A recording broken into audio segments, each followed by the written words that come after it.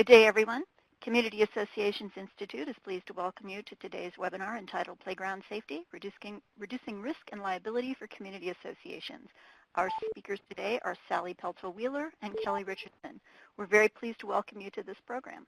My name is Sherry Lewis, and I will be your moderator for today's program. Please note that this event is being recorded, and all participants who called in for the audio portion of the program will be muted during this session. If you are hearing us both on the phone and through your computer speakers, please feel free to hang up your phone and continue listening through your computer. Today's session will last 60 minutes. Please take this opportunity to review the resources and web links windows on your screen. You'll find information on today's speakers, links to relevant documents, websites, and much more. Thank you to our webinar sponsor, LiftMaster.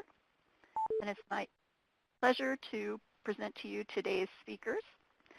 Sally Pelto-Wheeler is the program coordinator for the National Playground Maintenance Technician Training at the Epley Institute for Parks and Public Lands at Indiana University. With a master's degree in public health, Sally has experience with multidisciplinary work and an understanding of the importance in prevention and health safety. She is especially passionate about the impact of parks, recreation, and green space on community health.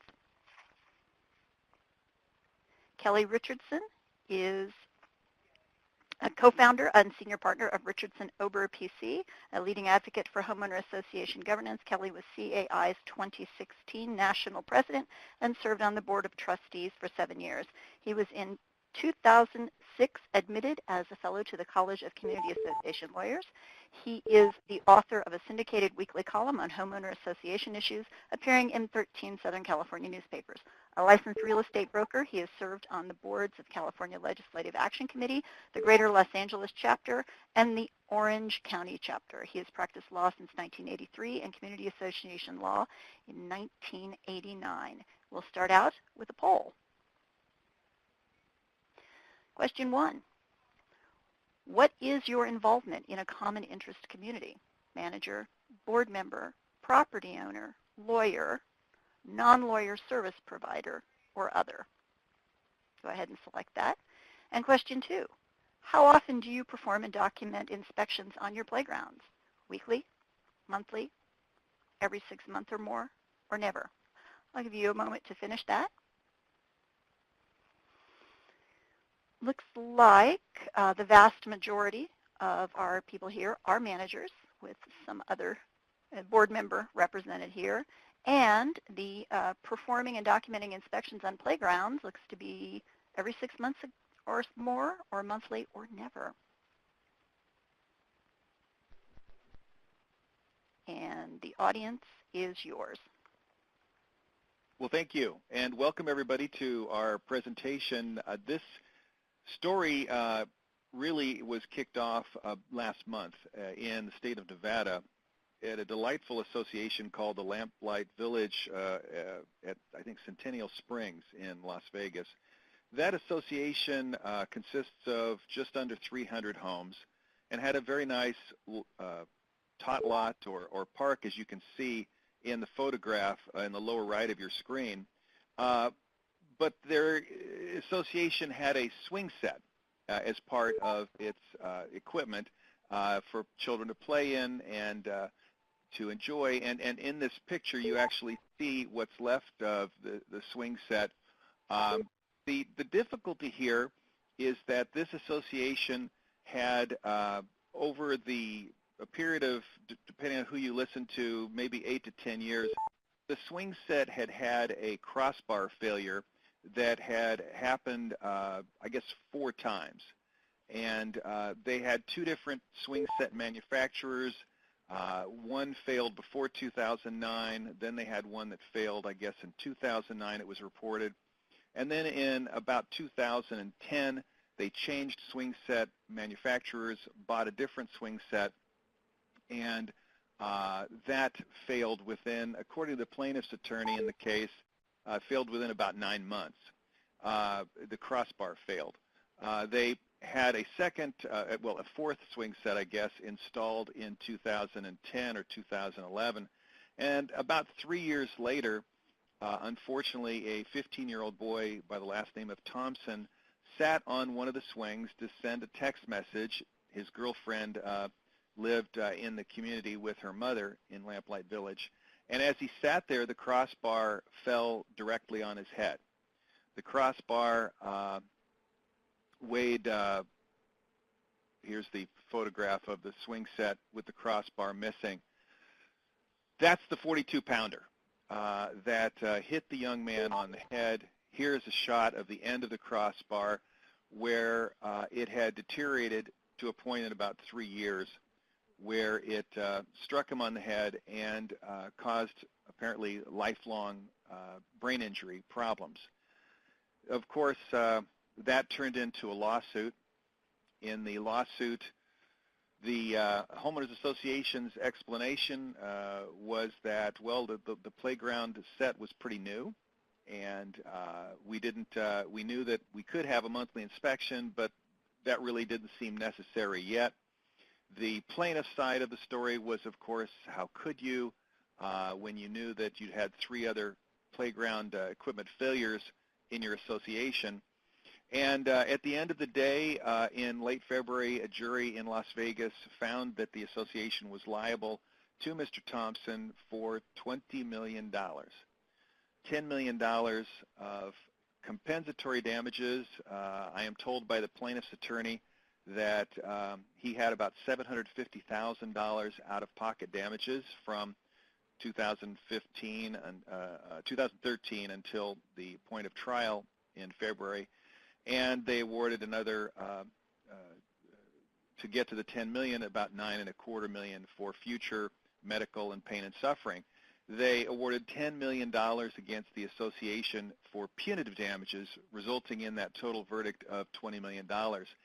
I did have the opportunity to speak with both the plaintiff trial attorney as well as the association's general legal counsel. I was not able to speak with the insurance company appointed lawyer that defended the association in the trial. One of the unfortunate things about this, to say the least, is that the association only had $2 million liability insurance coverage. And we fully expect that there will be further discussions between both the plaintiff lawyer and the association's insurance company because of a dispute regarding whether or not the insurance company should have taken settlement offers before the trial even started. The plaintiff lawyers claimed in the media that he made 4 or 5 settlement offers prior to the beginning of trial, all of which were within the insurance policy limits.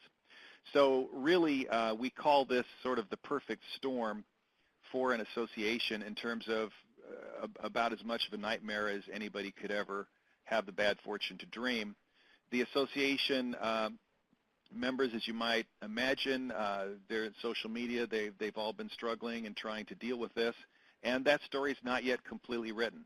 So that really sparked this seminar, as we wanted to examine with you not really just the story of this case, which is certainly attention-grabbing, but more importantly, how do the rest of us handle this, and are there things that we can do to prevent a Lamplight Village disaster from happening to all of us? So with that, I will happily turn it over to my colleague, Sally. Hi, again, this is Sally Pelto-Wheeler, and I'm with the Epley Institute for Parks and Public Lands, and I manage the National Playground Safety Maintenance Technician Program. Just wanted to thank the Community Associations Institute again for having Kelly and I here today on this webinar. So the remainder of the webinar, as Kelly said, we really want to focus on what playground inspection and maintenance resources are out there for you all to utilize. We want to really understand the importance of having a comprehensive inspection and a maintenance program in place. And finally, kind of talk about what are the basics of hazard prevention on playgrounds. So what are some of those tools that you can start using? We'll start with the resources that are available to you all today. We have the U.S. Consumer Product Safety Commission, or the CPSC, is charged with protecting the public from unreasonable risks of injury or death associated with the use of all types of consumer products. And luckily for us, playground equipment falls under their jurisdiction. They have a lot of safety guides and safety alerts related to playgrounds. And if you look in your resources and web links section on this webinar on the screen, you can click on these resources that I'm talking about and visit their websites to find out more information. There is, the one that I linked to is a playground safety checklist, and it's 10 of the most simple steps that you can take to help make your playground safer tomorrow. Digging a little bit deeper, the American Society for Testing and Materials, or the ASTM, has standards around playground equipment focusing on reducing life-threatening and debilitating injuries. And you can obtain certain documents. One that is particularly helpful would be the Standard Consumer Safety Performance Specification for playground equipment for public use. And that's available right on their website for $80, and it's an extremely valuable resource for you with your playgrounds.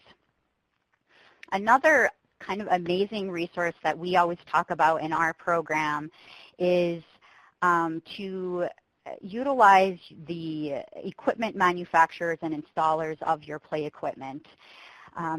All of your play equipment comes with manufacturer recommendations.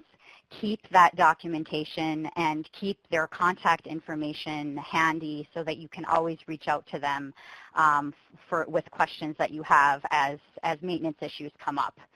Installers should really be a resource for you. You pay a lot of money for them to install equipment on your properties, and you should really, pick their brain while they're there installing equipment or making repairs on your playground. So what is available in terms of playground training? There's really some great comprehensive programs out there available for playground caretakers and maintainers. The Playground Maintenance Technician training run by the Epley Institute, for which I am the program coordinator, it's a 2-day program, and it's in person, that really focuses on the practical playground maintenance techniques, inspection principles, best practices in making repairs.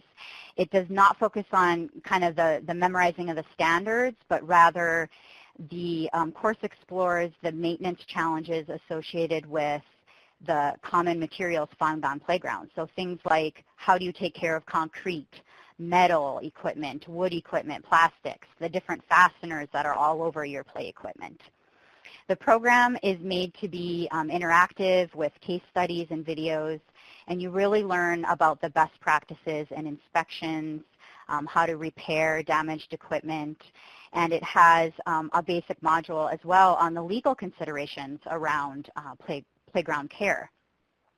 The second one I have listed there is the Certified Playground Safety Inspector, or the CPSI, and that's run through the National Recreation and Park Association. And it provides training on playground safety issues. So that includes hazard ID, equipment specifications, surfacing requirements, and some risk management methods.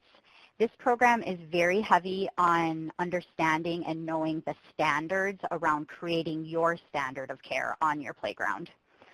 With the CPSI, there are exam and recertification requirements, so that is something to consider. The third item here on the list is the Recreation Installation Specialist certification. And I wanted to mention this because what that is it's a great training to look for in your installers. If your installers have been certified in the RISC program, the RISC training, you know that they have some very specific training that helps them install your playgrounds correctly and to national standards and specifications. One thing I wanted to know, if there's any question about whether or not you should send, your folks, your employees to the Playground Maintenance Technician program or the Certified Playground Safety Inspector program, there's really a little bit of overlap in the two programs, but both of them are very comprehensive in that the PMT focuses more on the maintaining side, and the CPSI focuses on setting that standard of care. So if you're trying to decide what's right for you or right for your folks at your association, the PMT is for frontline staff, the ones that are on the playground every day, performing maintenance, repairs, cleanup around the playground. They're the people who are going to help you maintain the standard of care, whereas the CPSI are more for the people who perform audits and maybe some of those low-frequency inspections or the comprehensive type inspections that these folks are really kind of setting your standard of care.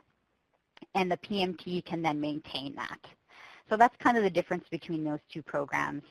Lastly, I wanted to just cover, there are individual trainings through manufacturers or some installers that they offer playground trainings. Usually they are a short training between 2 and 4 hours, and maybe around a lunchtime, maybe you can get out on the playground with them, ask them some questions. These trainings are typically very specific to the equipment that the manufacturers are selling. So that's just something to consider. The item that Kelly and I really want to drive home is what we want you to understand is that playground maintenance it's critical to the proper functioning and the life of your equipment. 40% of injuries on playgrounds are due to improper, inadequate, or lack of maintenance on the equipment itself. And in some states, it's actually the law to have your playgrounds inspected by certified playground safety inspectors. For instance, California, and Kelly might touch on that later, that you always want to make sure that you're referring to your CPSC guidelines, your ASTM standards, and your recommendations by your manufacturer of your equipment. The frontline staff that are out there on the playgrounds every day can be the difference of life and death or serious injury. So for the guy or gal who is mowing the lawn, who comes upon a jump rope, say, tied and hanging from a piece of equipment, the removal of that jump rope could save a kid's life. And it's really that simple. Knowing what to look for, really looking at what are the hazards on the playgrounds.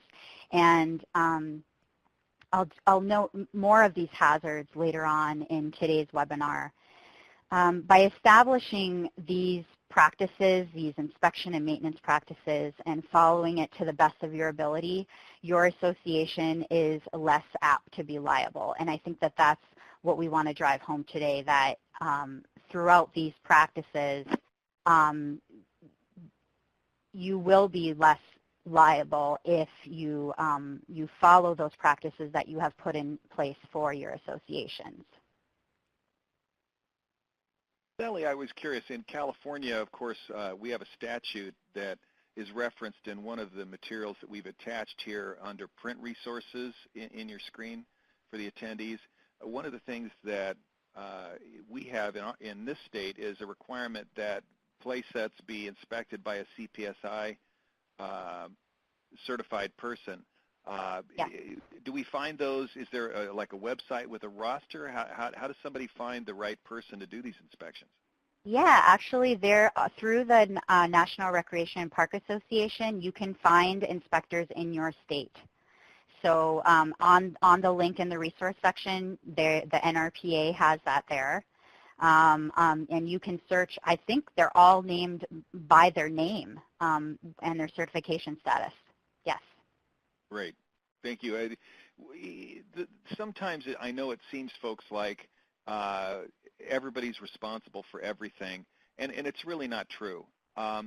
There are two basic ways in our legal system that people acquire responsibility to someone else.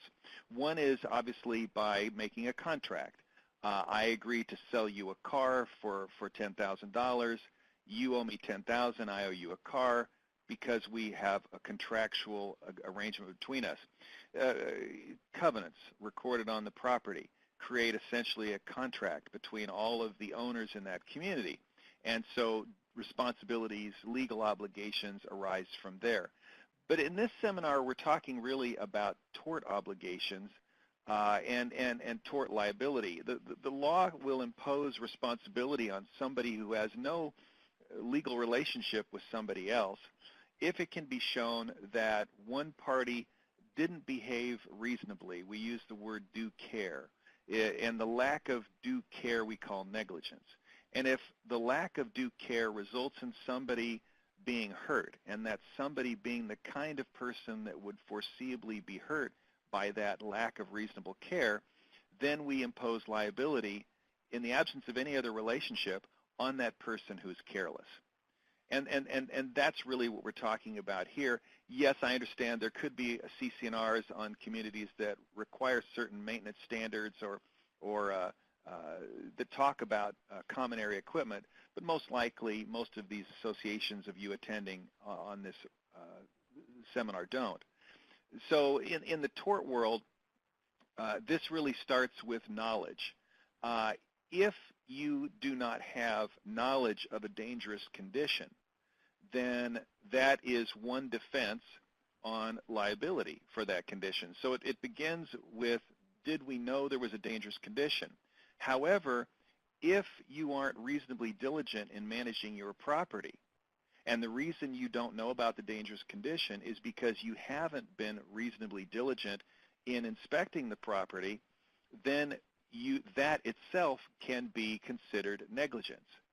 So, for example, back in college, I worked in the supermarkets as a retail clerk. There was always an employee that had to every hour sign a log that said they had walked the entire store and inspected the entire floor every single hour. Well, why was that? Because the store wanted to show that they had been reasonably diligent in policing the floor. And in grocery stores, of course, where you have water and spills and the produce department, grapes on the floor, we can never guarantee that the floor will always be clear and will never have any spots in it. But by very regularly inspecting the store, that is one defense.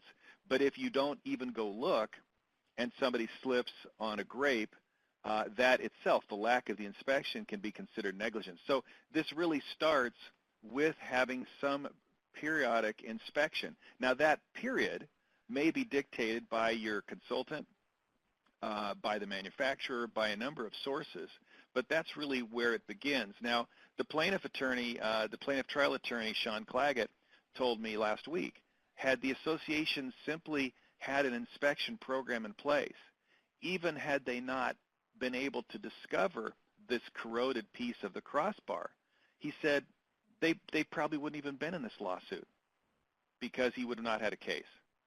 So that was really the story within the story of the Lamplight Village case, is not that they were a guarantor that everything on the property is absolutely safe at all times, but by not being able to prove that they were reasonably diligent in looking at the equipment and trying to make sure it was in good shape, that was what the plaintiff attorney really pounced on.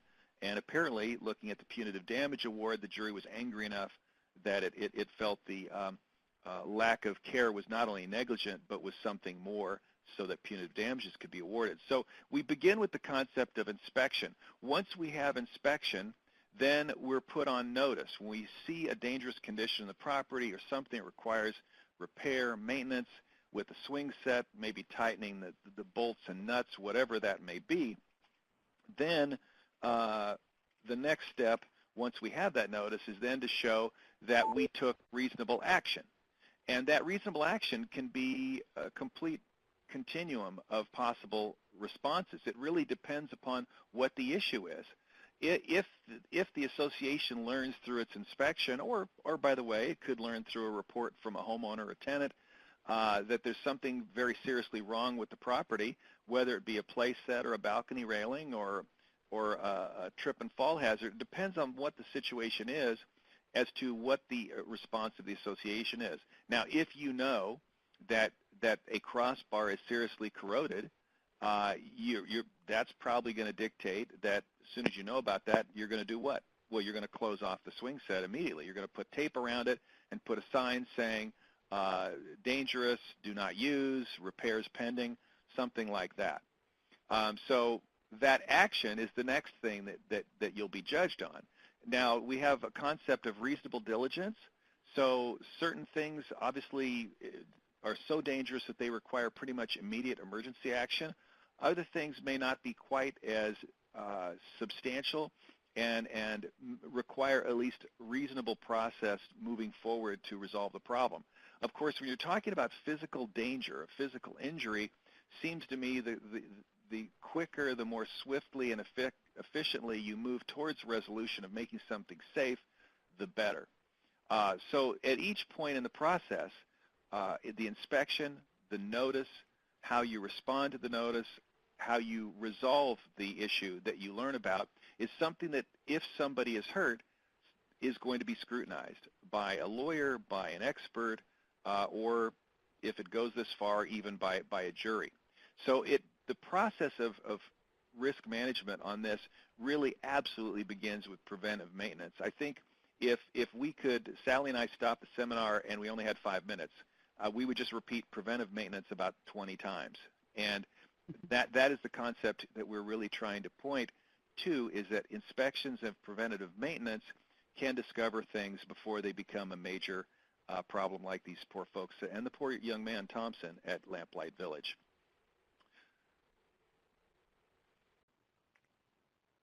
So this is actually a picture of a young man using a skateboard to go down a piece of playground equipment. And I think we all know that this is probably not going to end well for this kid. We can't do much about misuse on playground equipment, and I just wanted to say we start off our program and talk about this concept that kids are meant to take risks on playgrounds. It's healthy. Playgrounds are supposed to provide a unique environment for getting physical, cognitive, and social challenges for your children. And play is obviously super valuable for your child's learning and development. So playgrounds are supposed to be places where kids take risk. But what we want you all to encourage is we can't eliminate risk from playgrounds, but we can minimize hazards, and that's what we're going to get into here in a second. As associations, it's important that you determine your comfort level with the potential risks associated with owning and operating specific types of playground equipment.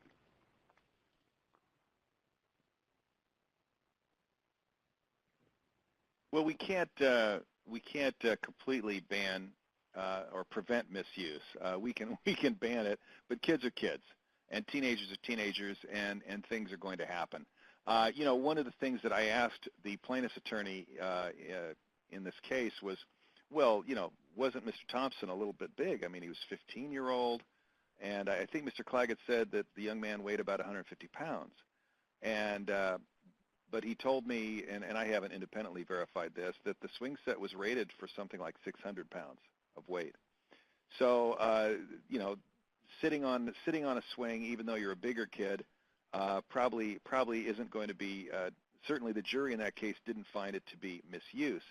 But there are so many crazy ways that typically young people, or maybe adults under the influence of certain beverages, sometimes do silly things. And we wished we could have included in this presentation some of the YouTube clips that we saw. We had a great time preparing for this, looking at all the silly things, like the guy on the skateboard. There was so much more. But there are some things, as a practical matter, that we can do to at least try to prevent people from misusing equipment and damaging equipment or damaging themselves.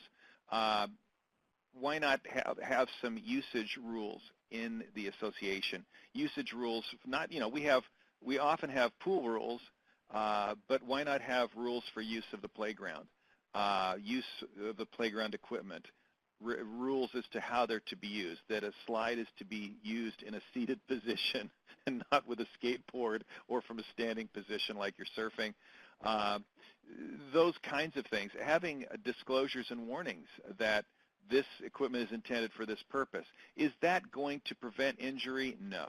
Is it going to prevent people from doing silly things? No, of course not. They're still going to happen. But remember, our goal is not to prevent anything from ever happening or from anybody from ever hurting themselves. The goal is to show that we, the association, are being reasonable in our conduct. The kinds of rules, the kinds of standards and disclosures that we try to keep people safe, but even as sometimes plaintiff-oriented as our legal system seems to be these days, we still are not the guarantor of everybody's health. So having some type of usage rules, some types of disclosures and warnings. Obviously, you have to be careful to make sure that your usage rules are not inconsistent with what the manufacturer says. And an obvious other thing that comes to mind is, well, then we're going to have age-related restrictions. We're going to say that children under the age of 14 have to be accompanied at the playground by their parent. Well, one of the oddities about fair housing law is that is almost certainly a violation of federal fair housing laws and probably the laws in your state. I know it is in California. When we have an age-related restriction outside of senior communities, when we have an age-related restriction such as children can't use the playground or the swimming pool unless they're accompanied by an adult or they're 14 or older, that is a dead-bang fair housing violation. There are many federal district court cases in California where landlords have been successfully sued for having a rule that children under the age of 14 must be accompanied by a parent or guardian. Now, those of you that live in California may be familiar that we have a state health and safety regulation that specifically requires that we post at swimming pools a sign that says exactly that. Children should be accompanied by a parent or guardian if they're under 14. But if you enforce that age standard, you are going to violate fair housing law and be exposed to a lawsuit. So one of the things that we can't do is require that an adult be present to keep a watch on these kids. Now, interestingly, one wonders, could you have a top-end age limit? Well, maybe you could have a limit that says adults will not be on this, or that you could have a size limit that people over a certain height may not use the equipment. I think you'd probably be safe there because you're obviously not discriminating against families with children. You're actually trying to preserve it for children. But just be very, very careful. If you're going to, in your restrictions, have something that where you're trying to have something that addresses age, have your legal counsel take a real close look at it because that unfortunately, fair housing laws don't allow us to protect children from dangerous situations, even as extreme as obviously the swimming pool, the playground equipment, or a weight room, a gymnasium where we have weights. We haven't had anybody able to ever tell us that it's safe to even have an age standard there. So just be very cautious when you're dealing with that. The next thing is spotting safety hazards. I'm wondering, how do we do that, Sally? Yeah, so what can we do? What can your employees do tomorrow? I like to make things practical for people. What can we do tomorrow to minimize the risk on playgrounds? There are some common situations that arise on playgrounds that can be spotted during regular inspections, and that's why preventive maintenance is so important. They include hazards like entanglement, head and neck entrapment, impacts as a result from falling onto surfacing, and lastly, protrusions.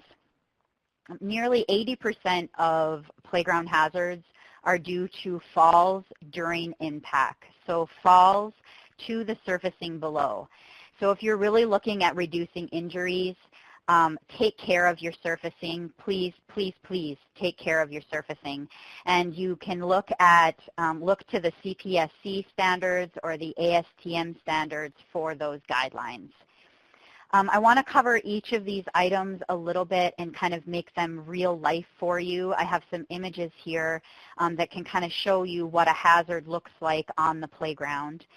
Entanglement, the first item here is it's the leading cause of death or serious injury on playgrounds. It most often involves a child's clothing, such as a hood or a hood string or maybe a cape around the neck, leading to strangulation. Things like this washer up in the right-hand corner of the slide right now, that's too large. It's too large and it can cause an entanglement. Or the gap on this slide, the picture on this slide, that can easily have a piece of clothing get stuck in it. Or maybe bolts that stick out too far past the thread, or the threads of the bolts stick out beyond the nut.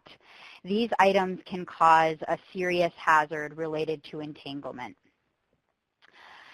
Gaps, head and neck entrapments, gaps that are considered head entrapments on rigid equipment measure more than 3.5 inches and less than 9 inches. So if I go on the slide here, I'm talking about this, the yellow arrows between the piece of wood and the play equipment. You do not want those gaps in your equipment to be between the range of 3.5 and 9 inches. That can cause head entrapment and cause serious injury.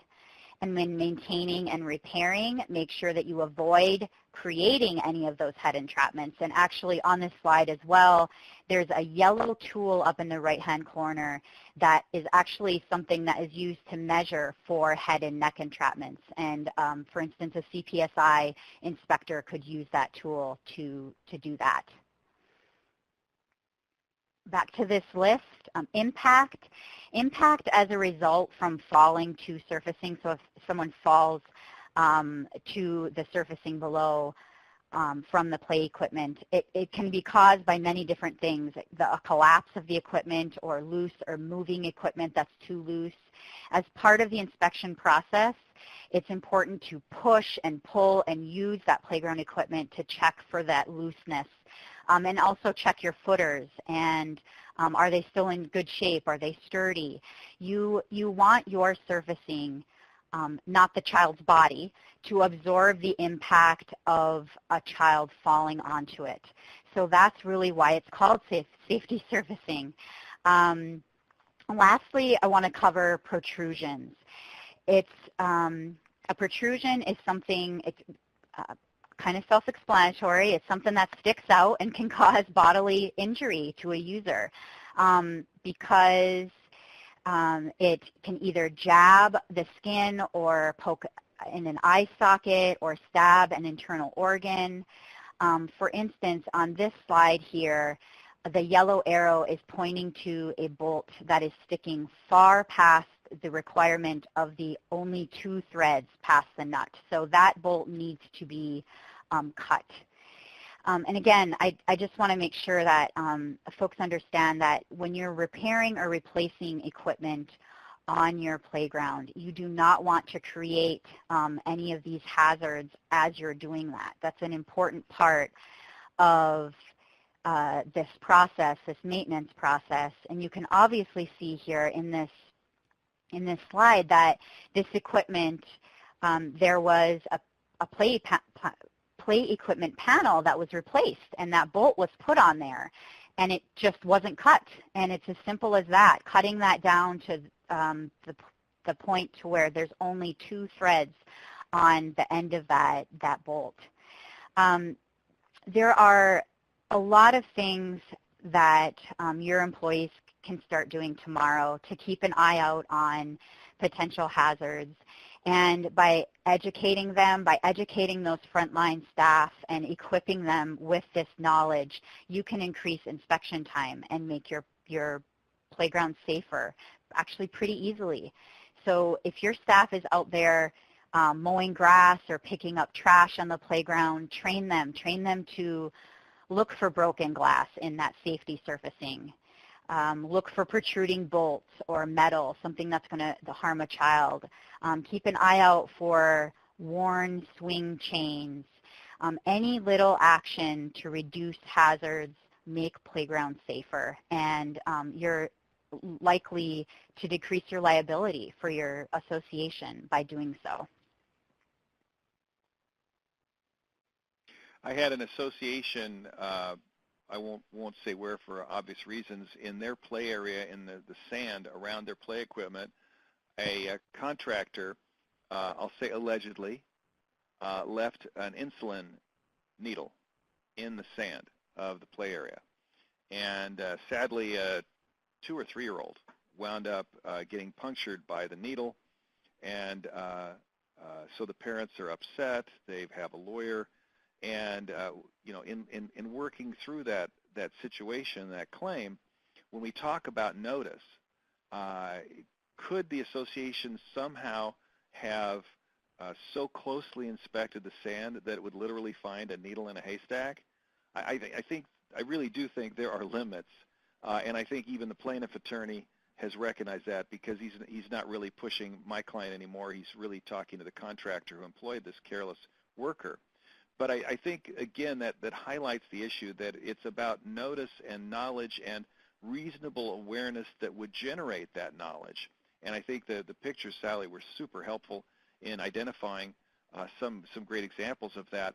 And again, the activities in response to that, some of these things, if it's identified, I mean, if we have that sharp bolt sticking out, you know, we may need to put some tape over that immediately before we can even get that sawed off so that it's safe. We may have to do something much sooner. We may want to put some tape off just to close that particular area of the play equipment. So great examples of the kinds of things that we're expected to notice. That liability doesn't come from the injury. It comes from somebody proving that we were not reasonably alert, reasonably vigilant in checking the property, and at least trying to prevent those kinds of situations from happening. Another really important concept for all of you volunteers and you managers that advise them and train your board members is the business judgment rule, which I think is pretty much universal throughout the United States legal system.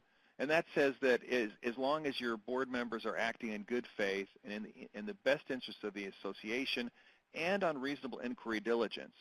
Now, fortunately, in the case that started this seminar, the individual board members were not sued. The corporation was sued. But very often we see lawyers looking for deeper pockets or to put additional pressure on the association, and for a variety of reasons, they try to sue our individual directors. Well, the business judgment rule has 3 elements to it. That's one of the articles that I've also attached to this for your reference. And the 3 elements are good faith, which means you're trying to do the best for the association. And remember, good faith is not what you say. Good faith is what somebody else says about your conduct. And then you're acting in the best interest of the association.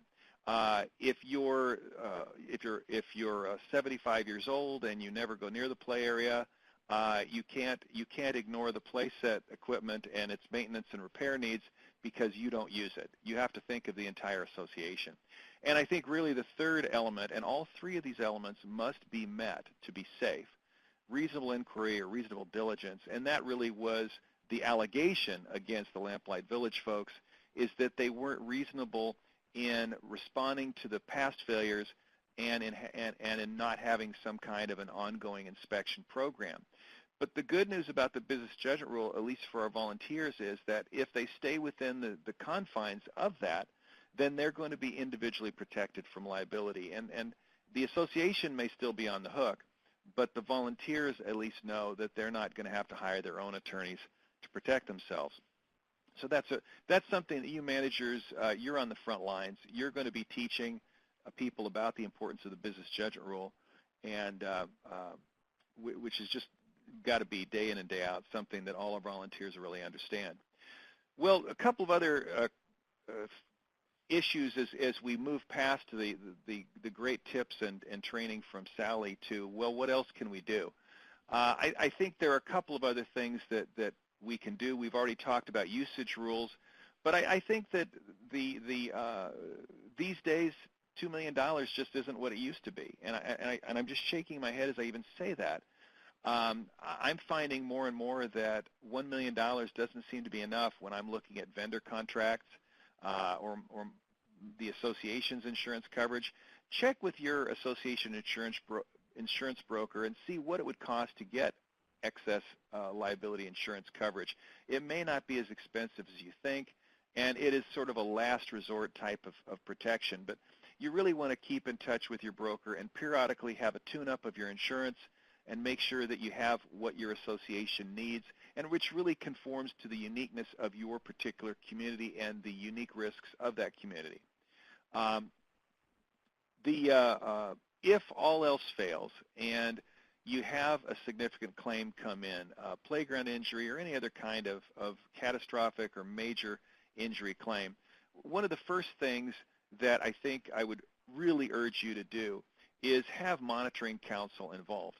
Monitoring counsel, yes, that's going to be paid out of the association's budget, out of the resources. It's a non-budgeted expense, so it's going to create some financial imbalance. But don't just rely on the insurance company's appointed attorney. And one of the arguments between the association and the plaintiff and the insurance company for the association in Lamplight Village case is going to be about the insurance company's role in all of this, and that'll be for other people to figure out who's right and who's wrong. But having monitoring counsel is somebody who is loyal only to the association, who doesn't have to answer to a claims manager, somebody back in Cleveland or Chicago. They are loyal only to the association.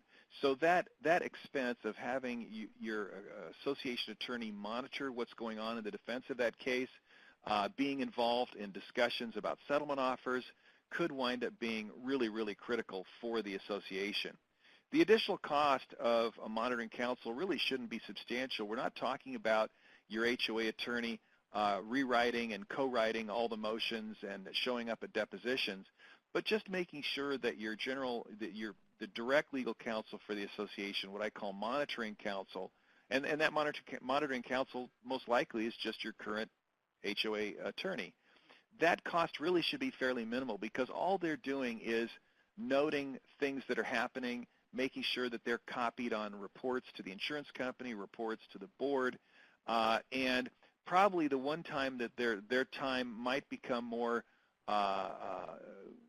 not substantial, but certainly not minimal, would be at the point we get into serious settlement discussions or we get close to trial, and we want to make sure that the insurance-appointed lawyer really has the association ready for trial. And I'm not implying for one moment that this association in Nevada was not prepared for trial. I'm just saying as a general rule, when my clients have a major claim come in, a major claim of any kind, I always ask the insurance company to keep me copied, and I ask the board to authorize the hopefully very minimal expense of just periodically reading the reports. And then lastly, if the association has a major claim, but the plaintiff's attorney comes in with an opportunity to settle within the policy limits, your monitoring counsel hopefully is jumping up and down and demanding that the insurer protect the association by settling. And if the insurance company doesn't settle, I can only speak to California law, but that insurance company is at its peril if they don't, in California, take a settlement offer that's within policy limits and leave the insured exposed to an excess verdict or an excess judgment against them, then we have an issue. The insurance company may have a problem.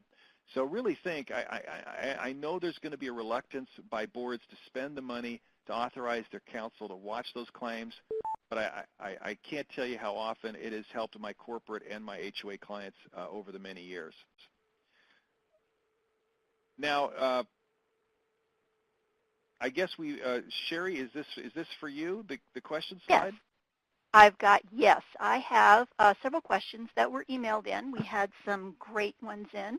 To begin with, Vanessa asked, how does a community association locate a qualified vendor to inspect playground equipment? Yeah, and we did touch on this a little bit. Kelly, you had asked, there is the Certified Playground Safety Inspector Program through the National Playground or the National Recreation and Park Association. And there are lists of of CPSI certified folks in your state through that website. Cheryl asks, or Mark asks, how often do you need to inspect playground equipment? Yes, and I touched on that a little bit in the presentation. I think it's most important to set an inspection program that works for your playground and your staff and takes into consideration all of those things that I was talking about, the use of your playground, the weather and the elements, whether you have pests that deteriorate your playground structures. Really, it's going to be unique to each of your playground sets, and the important part is to have an inspection process and a maintenance process in place. Donna asked, what is our liability if someone gets hurt on a playground that hasn't had a maintenance check? Well, again, the lack of inspection is one possible indicator of a failure of care.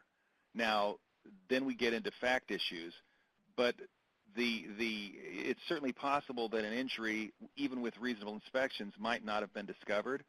But I would certainly rather an association be in a position where it can show that it has typically a vendor, somebody qualified to inspect the equipment on a regular basis. And if they miss it, well, there's two possibilities. It may have been so hard to catch that nobody really is at fault, or it may be the inspector's problem.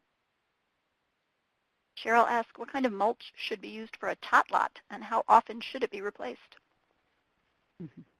That's a great question. When you're considering surfacing, it's really important to check with the U.S. Consumer Safety Commission's Public Safety Handbook. There are standards around this. They have very simple calculations that help you understand the best surfacing.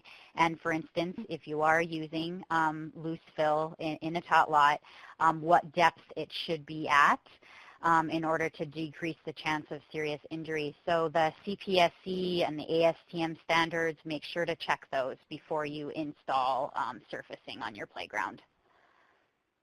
Mike asks, what steps should a vendor who regularly observes playground equipment but is expressly not performing a safety inspection take or avoid when an obvious hazard is observed?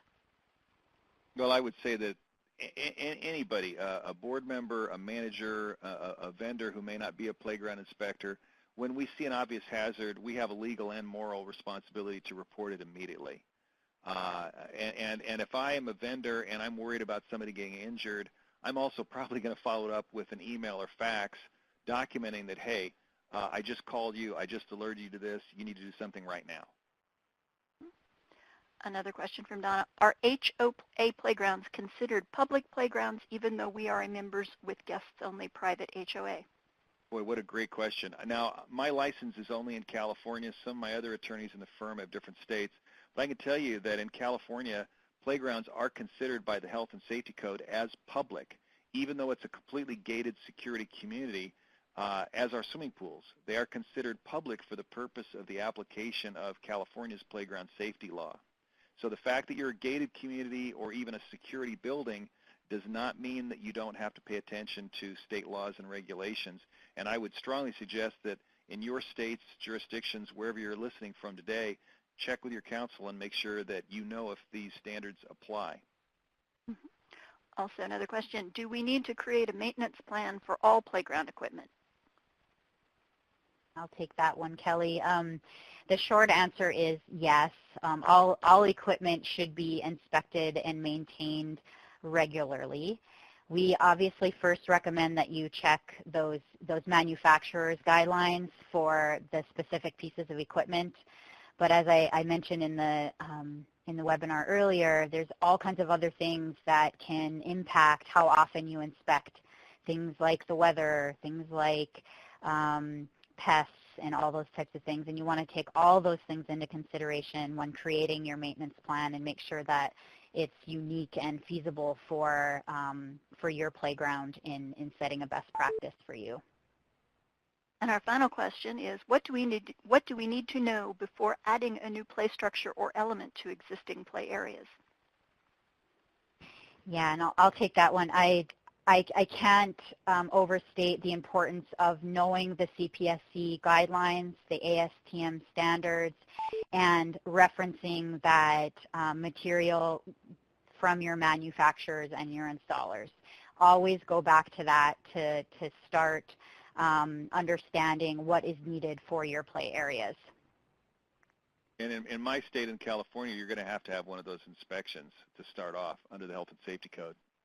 Well, as we wrap up, one of the things that Sally and I wanted to emphasize is that in dealing with this issue, we really have to have a paradigm shift in how we think about play equipment. You know, we managers and HOA attorneys spend a lot of time dealing with maintenance and failure of balconies and roofs and balcony railings and plumbing and things typically that deal with water. But most of those are more passive deterioration issues.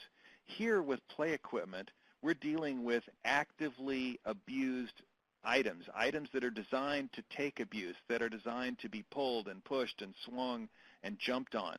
And it's amazing to me that we don't spend actually a greater amount of time than we do. And I will tell you, I have to confess that this has woken me up as well. This disaster in Las Vegas and this terrible thing that happened to this young man made me realize that I also need to be putting much greater emphasis on these equipment items that are abused by their design. They're designed to be attacked, and that we have to be much more careful with them to take care of them, because it's these little ones in the slide that we're trying to protect at the end of the day. It's not just a financial issue. There are people affected. And these particular people, and since Sally and I created the seminar, we'd like you to meet Jack Richardson on the left and Little Harbor Wood in the middle. Those are my two grandsons. And on the right, Sally, do you know those two? Yeah, Violet and Desmond Wheeler. That's what it's all about, folks, is taking care of each other and taking care of our little treasures, whether they're our kids or our grandkids or somebody else's kids or grandkids. We just have to think a little bit more deeply on this issue and spend a little bit more time and, yes, spend a little bit more money to take care of these folks. And at the end of the day, everybody's better off. And with that, we must conclude today's excellent online seminar with thanks to our webinar sponsor, LiftMaster. Registration for this live webinar also entitles you to the recorded archive after the webinar is finished. Please note that the recorded archive will be available within 48 hours of today's event. Simply return to the same login page and launch to view the recording over the next 120 days. Please note there are no continuing education credits for free webinars. A special thank you to our speakers, Sally Pelto-Wheeler and Kelly Richardson. Thank you for your participation in today's webinar. We hope to see you here again soon. Today's program is copyright 2018 by Community Associations Institutes with all rights reserved. This concludes today's program. You may disconnect now. Thank you.